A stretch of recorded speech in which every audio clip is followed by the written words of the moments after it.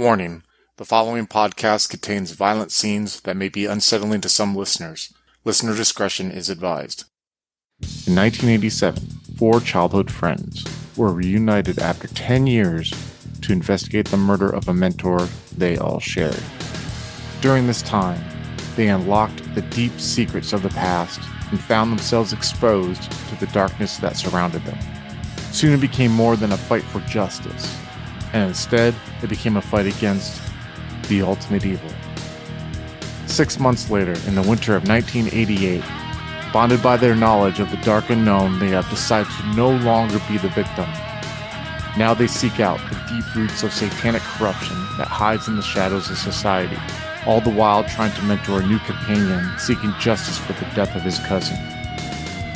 Institutionalized is the second story arc in the Chronicles of Darkness first edition story, The Ultimate Evil, set in Bismarck, North Dakota in 1988. Join us in this tale of satanic horror with Wayne, played by Adam, Che, played by Andrew, Alex, played by Mitch, Michael, played by Slavic, and the newcomer Derek, played by Tillman.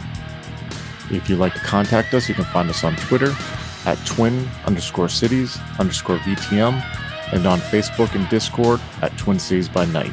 If you'd like to help support the podcast, you can find us on Patreon at Twin Cities by Night. We hope you enjoy.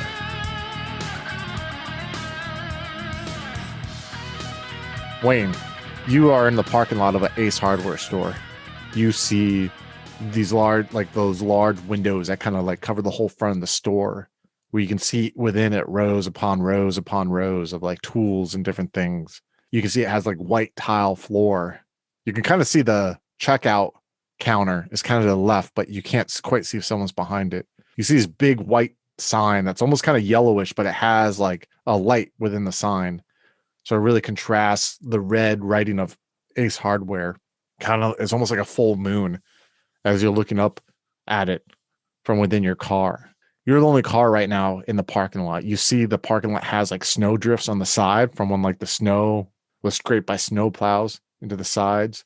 And what are you doing? So I'm outside of the store right now. I'm just kind of loitering by the car.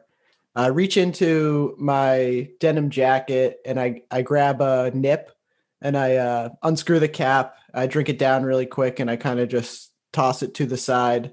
Then I take the jacket off actually and I put it in my trunk. I'm kind of fishing around in the trunk and there's a bunch of just kind of like dirty laundry, I would say, just like a bunch of random clothes that are stored there.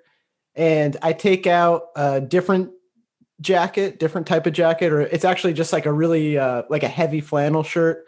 I put that on and I grab this Minnesota Vikings baseball cap and I put that on.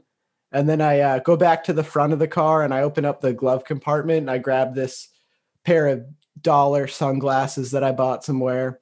And I put that on too. And he just kind of like takes like a peek at himself in the passenger side mirror.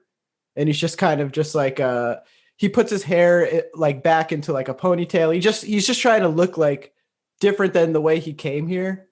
And he's just like, all right, let's see if I can remember all this shit Alex told me to get. He puts his cigarette out and he opens the door into the store and the bell kind of rings as he goes in and he rubs his hands together to warm them up from the cold. And he just starts shopping.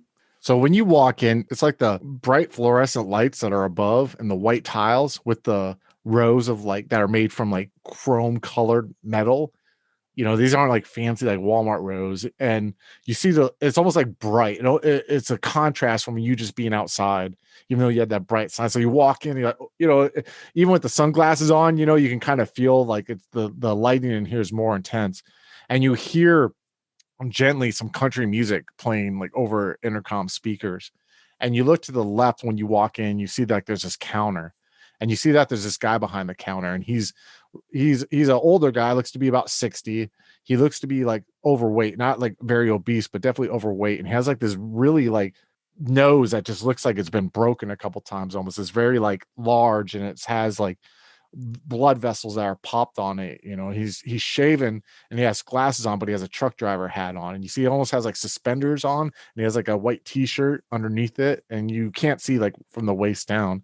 And he just looks at you, and there's a moment where he's kind of eyeing you for a second, and then he just like looks down at the newspaper that he was reading, and he's just not paying any attention right now to you as you start walking down these aisles. Do you get like a cart, or do you get like a push cart, or what? I get the big push cart, and I'm just kind of wheeling it down the aisles. I give the man a quick glance, not really seeming like I care to see him.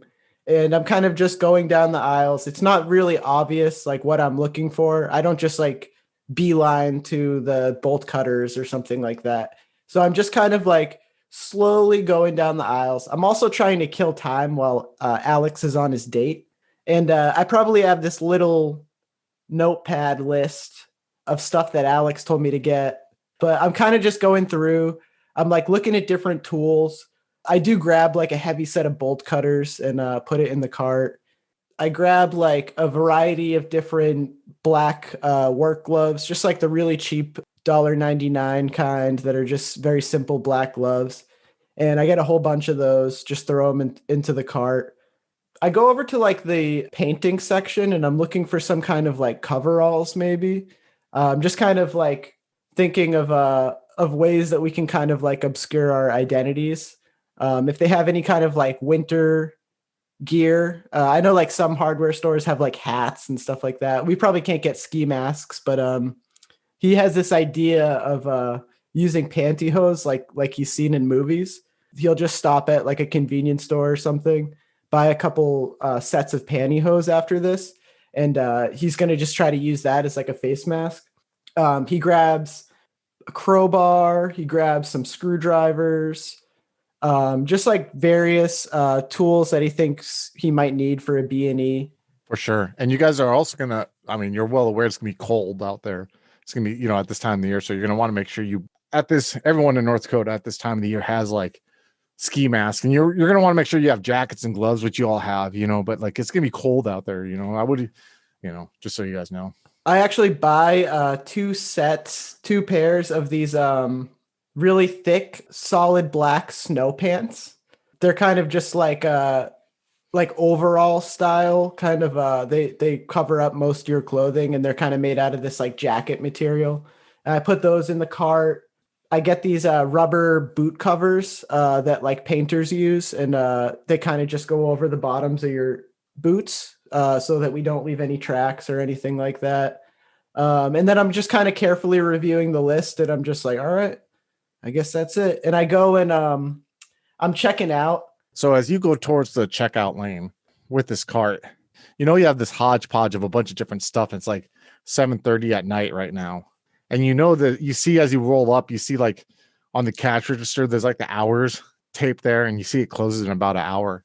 And this figure looks at you annoyed when you come up, because before you came up, no one was coming in. He was just reading the newspaper. Now he has this guy in a Minnesota Vikings hat with sunglasses on coming with like a shop cart full of stuff. And he looks at you for a second, and then he's like, we don't take checks, right? Yeah, that'll be all right. My boss gave me some cash to pay with. Actually fixing up the drywall down at that new office complex. Let me have you roll fast talk manipulation plus persuasion, please. 2 successes.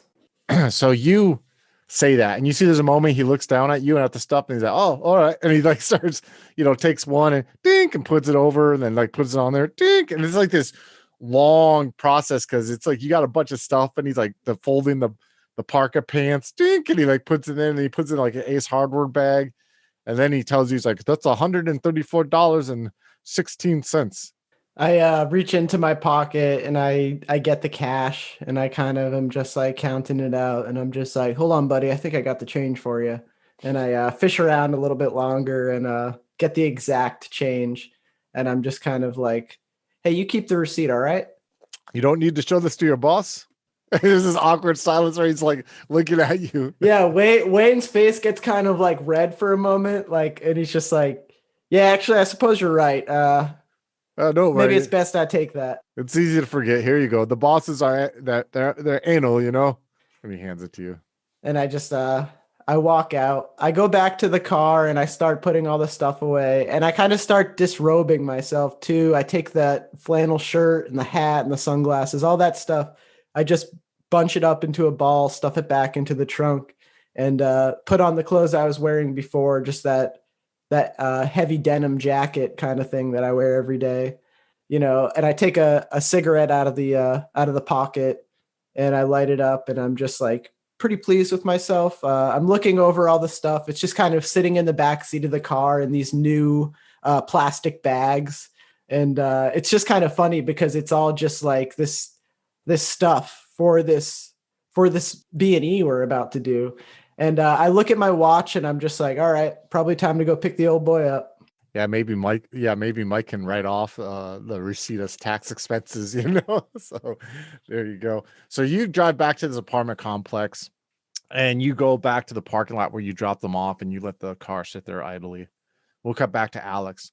Alex, you guys have had a nice dinner and you're about to walk out the door, and she's like kind of walking you to the door, and she looks at you for a second. She's like, listen, do you have like a personal number I can call in case like we need to get in contact with you, or so if you're not at the office? Yeah. Here's my house number. When she kind of writes it down, you're like, ignore the old Russian lady. That's my secretary. You know what I mean? So she goes ahead and writes that down, and she's like, I had fun tonight, and maybe once this is all figured out or whatever, and she's like looking to get at her feet for a second, and then she looks up at you and she's like, maybe we could do this again sometime. Yeah, I'd like that. All right. This time you can cook, because all I can cook is eggs and spaghetti. So it's a deal. All right. And she just kind of like shakes her hand. Like she puts it out like she isn't sure what to do, She puts her hand out for you to shake. Alex will shake her hand and look at her dead in the eyes while he does it. She's just like, you see like a little blushing a little bit. And then, she opens the door and you walk out and you see Wayne's car out there. What's going on in your head right now? I did that wrong. Fuck. What was I supposed to do? Just about shaking her hand, you're saying? Yeah. God damn it. I'm an idiot. Yeah. No, I'm not saying he is. No, but you're keeping it professional. You know what I mean? Like, what are you supposed to do? You can't, who knows if she would even reciprocate it, even at that stage. It's confusing, right? This is the first like real date that you've had, It's understandable. Yeah. What about the other stuff that she talked to you about, though? Are you just in the moment right now, kind of like have that weird butterfly, a little slightly anxious, chest tightness just from like almost having a moment with someone, Are you still recovering from that then? Oh, he's totally in the moment. Wayne, you see the door close and you see, give me a wits and composure, please. 3 successes. You see Alex looks like, you usually look at Alex like, man, that dude's, a smooth cucumber. You see him like the girls talk to him when he was at the main bar. You see how he handles people. And you see for a moment, he's just like, looks a little shook, like a little confused. Like he's standing there like in the front of the door. Like he looked at your car for a little bit, then he's like looking at his feet, and you just kind of gets a sense of like his body language is like, he's almost like stuck in a rut. Like his gears are grinding a little bit. So I'm just kind of observing him as he walks over to the car. Yes. And we'll go ahead and say once he opens the car and goes in there, scene's on you guys. Well, how'd it go? Yeah, it went okay. Got us a good lead. Apparently there's someone else at the school that's kind of concerned about things that might be going on there. And apparently they got a video security system that we might want to jack. Wayne kind of snaps his finger at that. And then he just kind of punches Alex in the arm, like in a buddy way. And he's like, you see, now that's what I'm talking about. That's what I mean. Yeah, that's it. We got a goal in mind now. We know exactly what we're grabbing. Good work, Alex. Seriously, good work. Hey, she give you a good night kiss? What? No. Why are you so clammed up, man? No, I'm fine. Let's go do this. I'm good. And Wayne pulls out of the parking lot and they start driving to the school. The car smells very deeply of cigarette smoke right now. He's just been burning them this whole way. And he flicks out the one that he's just finished. And he's almost immediately got another one in between his lips. So you both get on the highway north, and you know that the school's outside of Minoki, which is like an hour north. And at night, driving on this highway can at times be dizzying, because right now, while it's not snowing, there's still snowdrifts on the side of the road. And sometimes when the wind blows, the snow will come across the road, and it gives you that weird, discombobulated feeling of feeling like you're almost driving into stars. It's almost dizzying at times. What music are you playing right now, Wayne, in your car? BOC. The Blue Oyster Cult still got that tape in there, huh? Burning for You is playing on the tape player again. You're doing what people do in North Dakota when they drive on the highway. You're driving in the path that cars before you have led. You still see snow on the highway, but you see the clear tracks that people's tires have left. But there's no one on the road. The moon is full, and you realize, thankfully, that might help you out as the snow that's crusted over with ice on the side of the roads is shimmering almost like diamonds that are going out into the landscape, where normally during the summer you would see fields and the fields gently moving with the wind. But now instead you just see traces of snow that kind of swirl above the ground as the wind goes across the barren landscape. Do you guys talk during this hour drive? Or are you guys Wayne's silent? nerves are kind of up right now. So he's going to be kind of on edge, kind of silent. He's not really seasoned with doing actual criminal things like this. He's gotten in like trouble as a kid, but it was never anything this planned. It was never anything that he like calculated this crime that he was about to do. But, you know, he's kind of like mulling it all over in his head. And he doesn't think that this is wrong. He thinks that this is something that it's almost his duty to do. And he's actually going to just like, as he's thinking to himself, he just kind of says out loud, you know, Alex, Satan uses laws and man's rules to try to subvert the truth and hide his evil. And it's God's trial for us to see through the devil's lies. You see, that's why it's actually part of our duty to do this, you see. Alex was like, huh? What? Okay, if you say so. Did you get the flare guns? Yeah, I got them. They're down in one of those bags somewhere. All right. Maybe about 15 minutes before we get there, we should pull over and change into something different. Yeah, I got that covered too. All right. Did you get pocket warmers by any chance? Yeah, I got a whole bag of them over here. And Wayne definitely already has just kind of like a paper. It's like a paper lunch bag. And it's just full of just like single packs of pocket warmers. There's a couple boot warmers in there too. It's just like stuff he keeps in his car because North Dakota. So I got a question for both of you. One, Alex, what were you thinking about that had you so distracted? And two, Wayne going kind of on that religious little thing right there. How did that make you feel? Alex is just replaying the date in his head over and over again. Like, shit, I should have done this at this point. I could have said that. Why didn't I do this? Why did I do that? Oh, God damn it. I'm such an idiot. Is it like his way of like coping with his nerves about what he's about to do? Kind of like distracting himself? No, he's fine with the B&E. That's old hat to him. He's just super stressed over this whole new experience of like an actual real date thing. And Wayne, you can see that he looks stressed. So, you can assume it might be what you're about to do. And how does it feel though? Like you kind of shared like this new belief structure system, whatever to him. And he kind of just like, he's like almost like focused in on something else. No, that's fine. I'm just talking out loud. I'm just trying to air my justifications for doing what we're about to do. It's almost in a way to just make myself feel better and to calm myself down so I won't have any pity about what we're about to do or what type of trouble we can get into. And he's been drinking a little bit during this whole thing to try to just loosen himself up. He grabbed a couple of those nips and you see after there's like another couple minutes of silence, he'll toss another one back and then throw the empty little plastic bottle out the window. He's not like acting belligerent or anything, but you can definitely smell it on his breath. You can see it on his face. His nose is a little bit red. He's just trying to leave his fears behind while he goes into this. So where are you guys looking to change? Are you looking for like a gas station or are you just looking to pull the side of the road before you get to there? Highway's quiet. I think, we could either take an exit and pull off onto a side street. We could maybe even just pull over now and just get this over with. It's not going to take too long, but we definitely want to have it done before we arrive.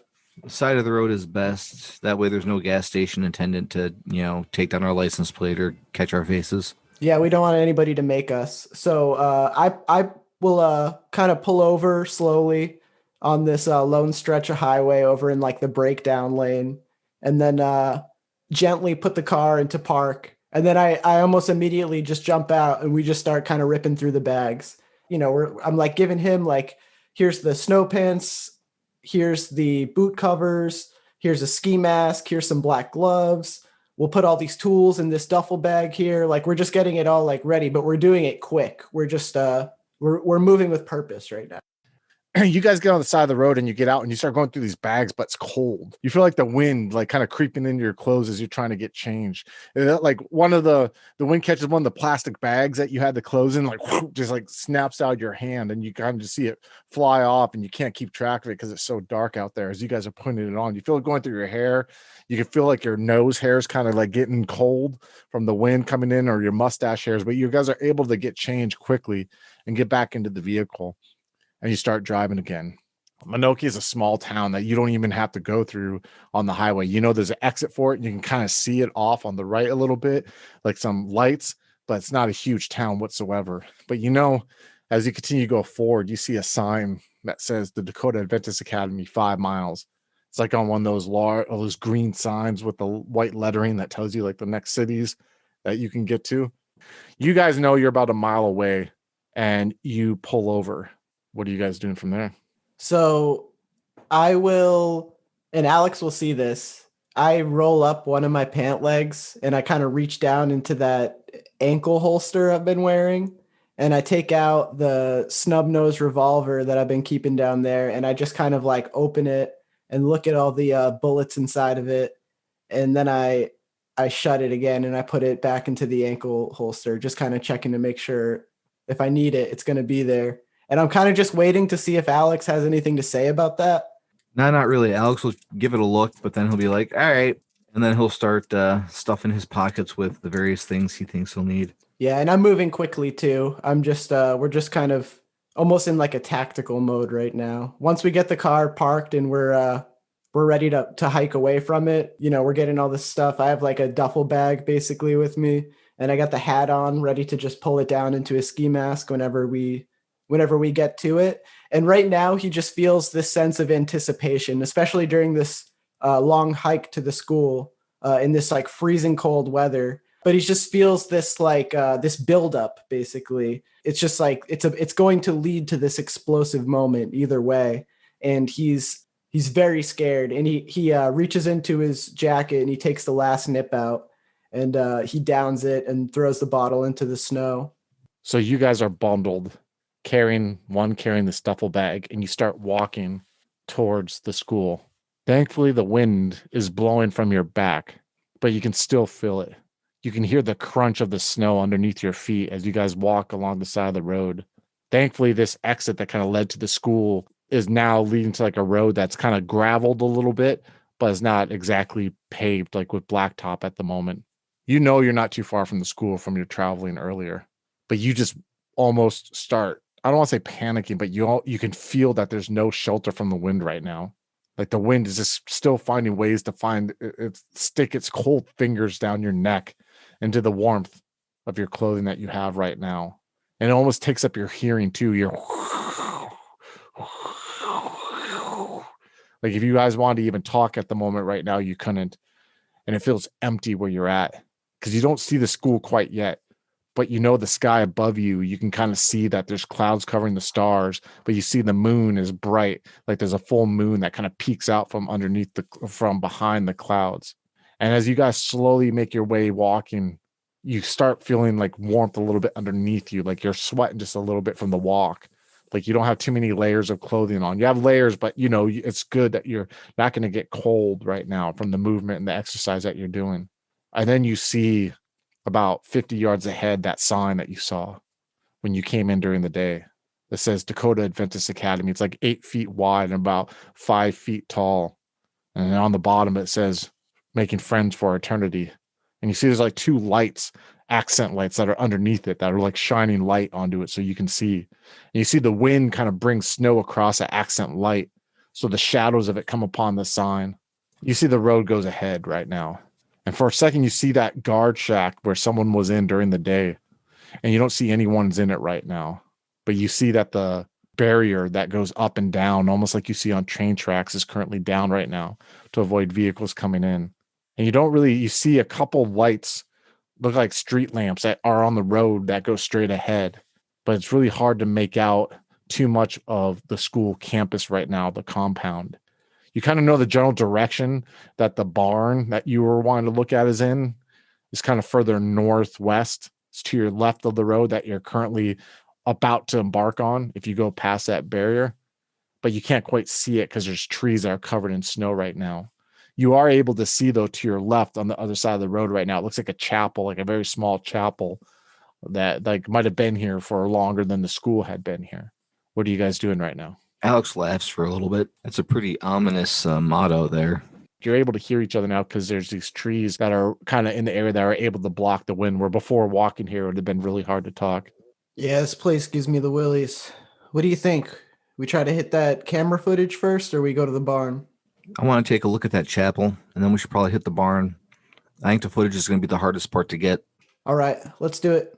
So you guys walk past the barrier, but you don't have to walk that long to get to the chapel that's on the left side of this road. This road's enough to have like one lane going forward and one lane, going back for, traffic that goes both ways. But you see that the chapel is on the left of it. And you see almost like you have to, before you get to the chapel, there's also like a T section. So there's like kind of like two roads. There's one that goes straight that you guys are going up on, and there's one that goes perpendicular to that, like a four-way stop. And the chapel is on the upper left, the northwest corner of that four-way stop. And as you're walking up to it, you see that it seems to be painted white. At first you thought it was the snow, but you can kind of see that even while there's snow drifts that are like around it, that it was definitely painted white before. You see that there's a sidewalk that's like shoveled that leads from the road that you're at now to where you can walk into the chapel there. And when you walk down the sidewalk, you can feel the ice, but your boots are able to have traction on it, right? Because there's salt and there's sand that's on there.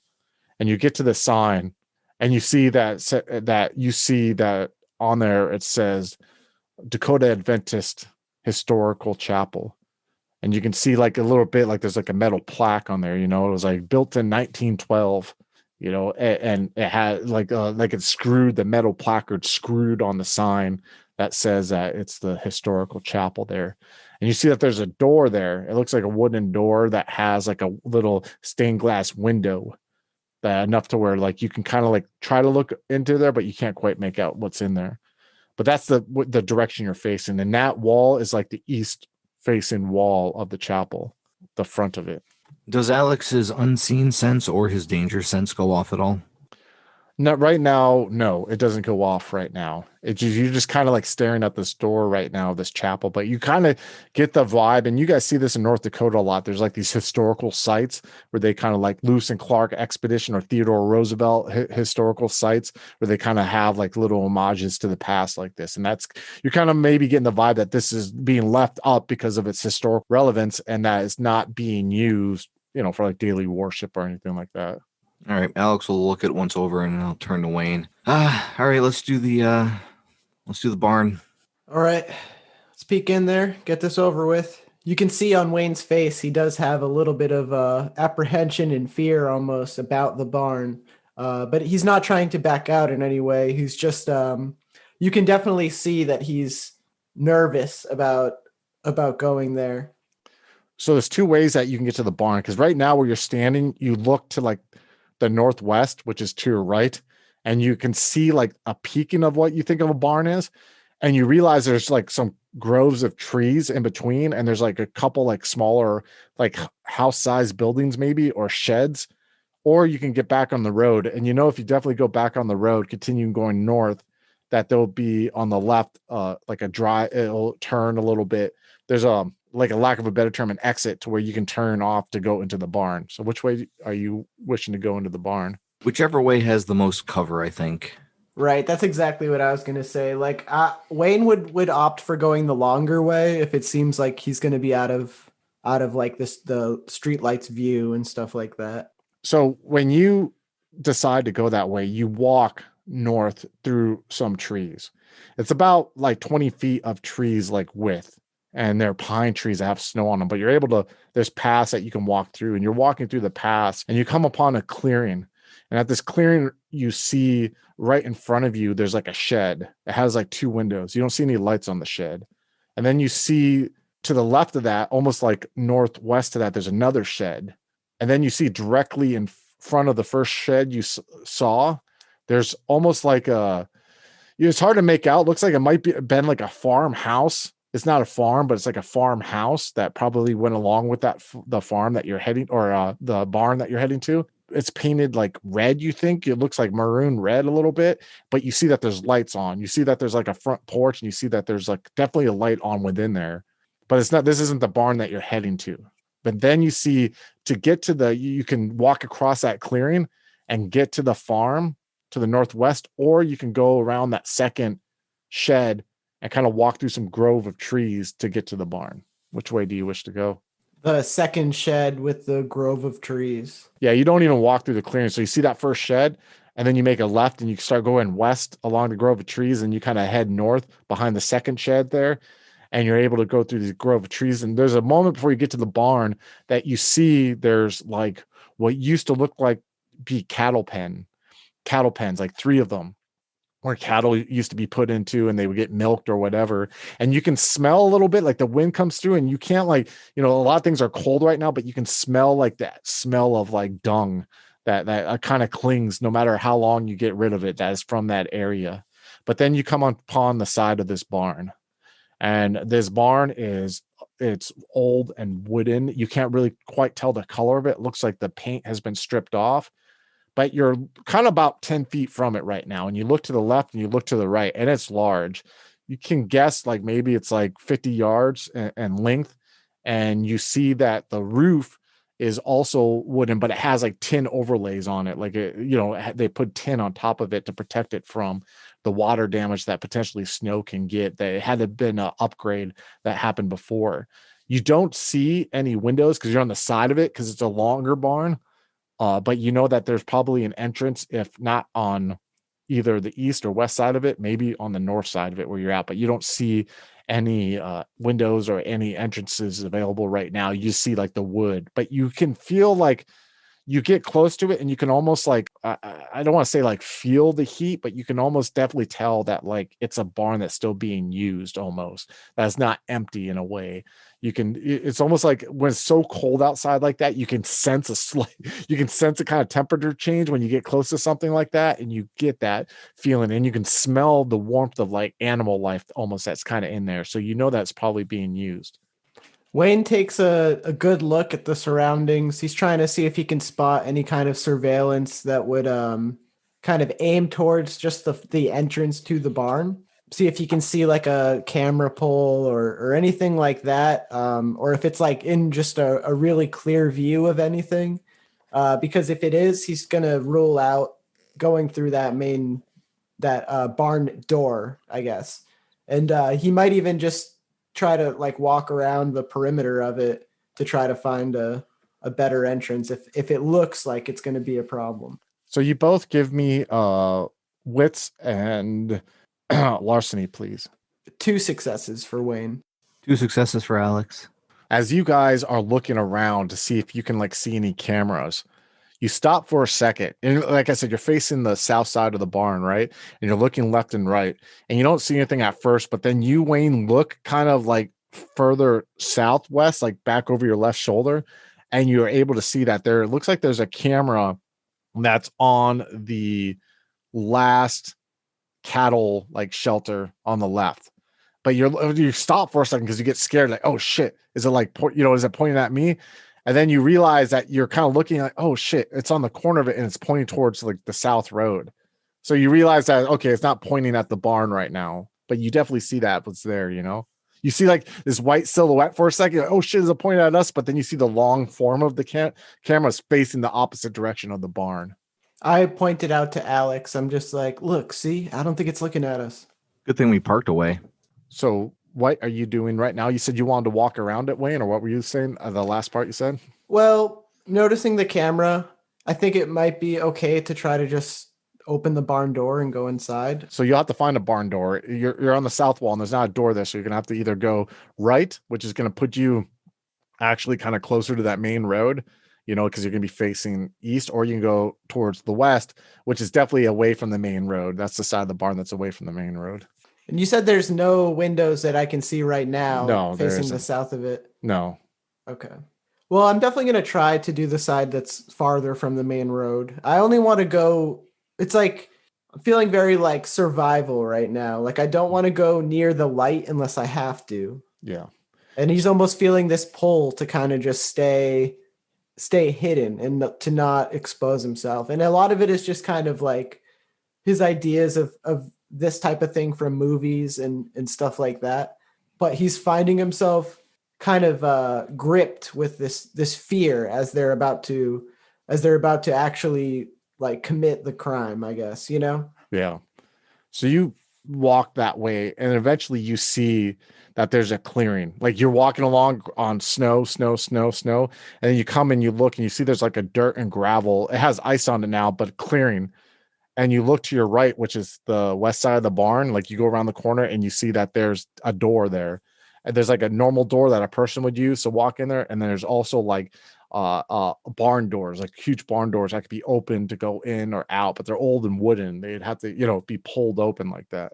What you guys doing? All right, Alex will go up to the doors and he'll see if he can just get them open just a crack to sort of peer what's inside. You go to the door, like the person door, the human door or whatever, and you turn the knob and it doesn't, like, it's locked. And you look at the barn doors and you see that there's a chain, like they have handles and there's like chains around the handles, and there's a thick padlock on there. Hey, Wayne, you want to pass me the screwdriver? Yeah, you got it. And I'm kind of fishing through the bag and I trying to be as helpful as I can. I just give him the screwdriver quickly. It's kind of hard too with like those thick gloves on. You're trying to like, get this screwdriver and he hands it to you. Are you taking off your gloves when you to work on it? Yeah. So you take off the gloves, you can just feel the coldness and you like your hand wraps around like that plastic, clear handle of it. And it's like cold against your palm as you go and you try to jimmy the lock. Let me have you roll that dexterity and larceny roll, please. And I'm going to give you a +1 because of the screwdriver. 1 success. There's a moment you're like putting it in there and you see this, Wayne, you see like Alex trying to do it and he like breathes on his hand a couple times and he's trying to jimmy it in there. It seems like an eternity. And finally you just hear like a cracking a little bit and then the door like pops a little bit, but you could tell like he really had to like jimmy that shit in there, like probably damaged it a little bit. It might not lock or close, like it did before, but then the door slowly like pushes in. And when the door like slowly like opens, you can smell right away like hay and like dung that's coming like out of it, and you can kind of hear a little like whisking of like horse tails a little bit and a little neighing, and you can see that there's like a dim fluorescent light that's in the barn that's like going on the overhead to where, but you guys can't quite see everything in it right now. This is just like the door opening like maybe like a foot or two. What are you guys doing? Alex will peer in as much as he can, and then he'll try to slowly and quietly open the door wide enough for him to slip in. You put your head in and you see that inside of here is rather large, and you see that on the left, and you can't quite make out the right because you're opening the door and that's on the right side. You see that it looks like horse stalls, and you see that like the heads of some horses are kind of like going over there, and you see like maybe some hay in there, and you see there's like maybe like a 50-foot clearing in the middle for if they had to take horses out or whatever. And there's some poles that are in, like 3 poles that are in the middle. And you see like they have like ropes, like horse ropes or like horse bridles that are like hanging there or different equipment like that. All right, I'll slip inside and I'll forego the flashlight in favor of a cigarette lighter for now. It's a smaller light source. Yeah. And you do have that dim light, look, that's kind of above, but it's not like too bright to keep the horses awake, What are you doing, Wayne? I follow in behind him as quickly as I can, and then I kind of try to crack the barn door closed a little bit so it doesn't look agape if anybody were to see it. Yeah, I'm just like very cautious right now. I feel like an alarm is just going to go off or something. Like all this type of paranoia is running through Wayne's head, but he's just standing behind Alex. Alex has done this type of thing before. This is going to be just fine. So you gently close the door and you turn around. You see Alex walking with this lighter.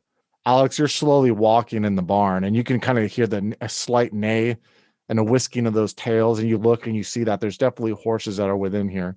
You think you see something out of the corner of your eye, and you look and you see like a cat just like kind of like scuttling underneath like one of the horses' stalls, like a barn cat. You're looking to the left and right. And then there's a moment where you look above, or where you would see like a roof and kind of like the little loft that's above there. Instead, you see the night sky and you see the stars out. And then you start hearing a low buzzing. The ultimate evil focuses on people versus the dark mysteries of the world. Inferno Temptation follows the similar theme as two mortals are haunted by two demons who won't let them go. Listen to find out if Brother Jan and Sir Reinhardt give in to temptation.